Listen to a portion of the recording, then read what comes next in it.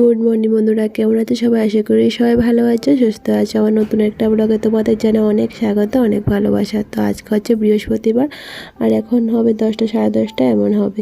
তো আজকে ব্লগটা শুরু করছি ছাদ থেকে। আর দেখো আমার হাতে কত ফুল, আগে কিন্তু এত ফুল ছিল না, থাকবে কোথা থেকে, গাছে ছিল না। তারপর এখন গাছ লাগানোর পর অনেক ফুল ফুটে। আর সকালে ঘুম থেকে উঠে এসে যখন দেখি ছাদে ফুল ফুটে আছে পুরো গাছ ভরা, তখন এত মনটা খুশি হয়ে যায়।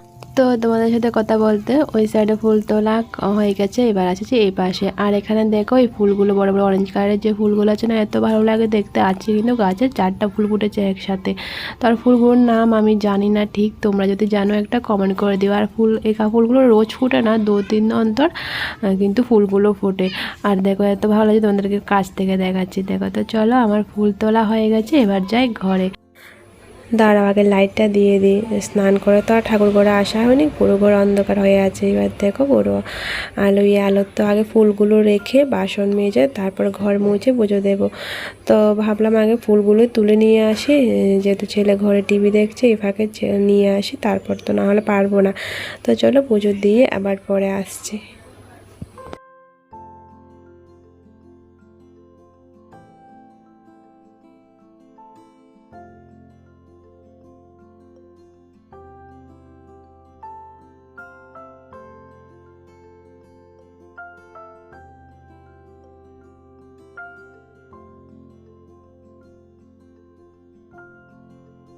দেখো 12:30 বেজে গেছে আর আমি আসছি ভাত খেতে। এসে দেখি ছেলের কান্না, জানলাতে উঠে দাঁড়িয়ে আছে। তো আমাকে দেখে এত ভয় পেয়েছে, ভয় পেয়ে হাসা শুরু করলো। আর জানে ও হাসলে যে আমি আর ওকে বকা দেবো না। তো চলো আগে ভাতটা বেরিয়ে, আর কি রান্না করছে একবার তোমাদেরকে দেখিয়ে দিই। এখানে হচ্ছে নিরামিষ সবজি আর হচ্ছে মুগ ডাল দিয়ে পেঁপে দিয়ে আজকে এটাই রান্না করেছে। তো চলো আগে খেয়ে নিই।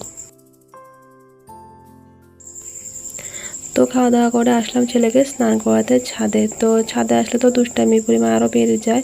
যেটা বলছিলাম, ভয় কেন পায় জানো, ও অনেক ব্যথা পায় এত দুষ্টামি যখন বেশি করে, তখন অনেক ব্যথা পায়। তো সেই জন্য একটু ভয় করে।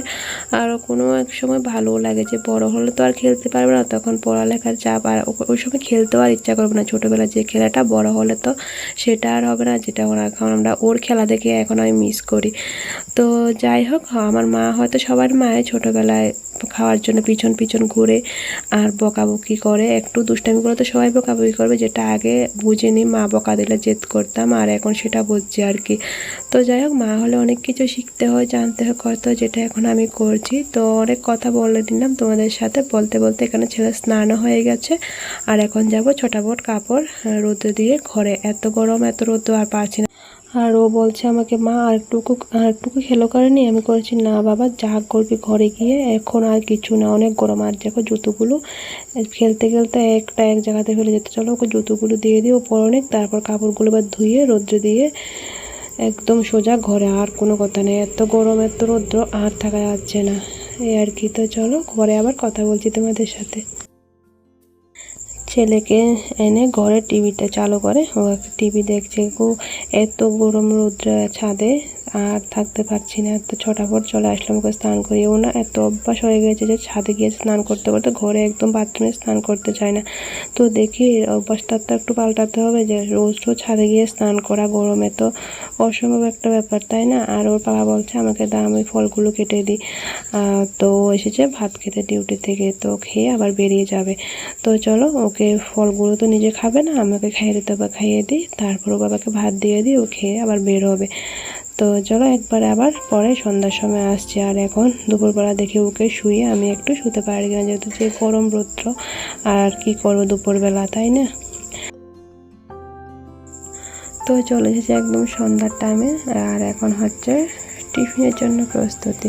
আর আজকে টিফিন না কিছু করবো, চা আর বিস্কিট খাবো, বা সেটা ছেলের জন্য বানাবো। তো তারও তো ডিউটি দুপুরবেলা খাওয়া দাওয়া করে বেরিয়ে গেছে, আস্তে আস্তে একটুখানি আজকে দেরি হবে।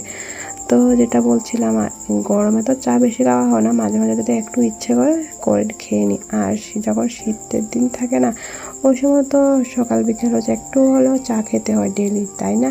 সবারই একটু শীতের সময় একটু চা খেতে ইচ্ছে করে। আর রান্নাবান্না কিন্তু কিছুই হয়নি, আরও পর রান্নাবান্না করবো, সেটাও তোমাদের সাথে শেয়ার করবো। আজ যেহেতু বৃহস্পতিবার নিরামিষ সবজি রান্না করবো। আর ছেলের দুধটা ঠান্ডা বসিয়ে দিয়েছি। আর এখানে আমার চাটা দেখো এত টেস্টি তো হয়েছে, কালারটা একদম দুধ দারুণ এসেছে।